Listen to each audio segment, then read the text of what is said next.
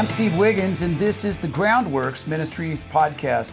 Today we're reading from the book of Leviticus, chapter 1. So let's focus on verses 1 and 2. Then the Lord commanded Moses and spoke to him from the tent of meeting. Speak to the Israelites and tell them, whenever any of you brings an offering to the Lord from the livestock, you may bring your offering from the herd or the flock. The oldest name for the book of Leviticus is the law of the priests. And today it is known in Judaism as the book of Vayikra. Now, in modern Judaism, the names of the books of the Bible are taken from their opening Hebrew words.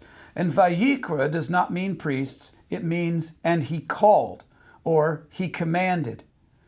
Now, the fundamental concepts of the book are quite clear. Half of the book deals with sacrifice and the laws that safeguard the priestly character of Israel.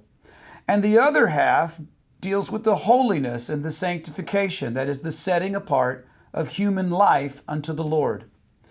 In ancient times, every Jewish boy began his study of scriptures in the book of Leviticus, or the book of Vayikra.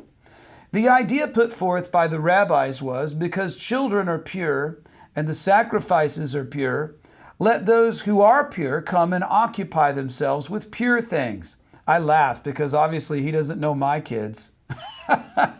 Purity? I don't know. I'm pretty sure all we've ever made were sinners who need salvation by Jesus, but maybe I'm rare. Now, we all know that nobody is born pure because we're all born into sin through Adam. And it may take a few months to realize it, but all babies are born sinners who need atonement. Otherwise, why else would we need a book about how to properly sacrifice and atone for sin?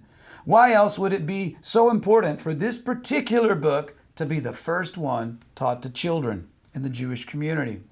But there is one who knew no sin, original or otherwise, as we read in 2 Corinthians chapter 5. He is also known as the Word of God made flesh in John chapter 1, verse 14. Would have been taught the Torah as a young boy, Jesus. This would have been the first book that they taught him as well. So interestingly, the one who would grow up and himself be the sacrifice for all sin would have to be taught how to sacrifice as his first biblical lesson. Chapters 1 through 7 define the laws of sacrifice for the individual, for the congregation, and for the priests.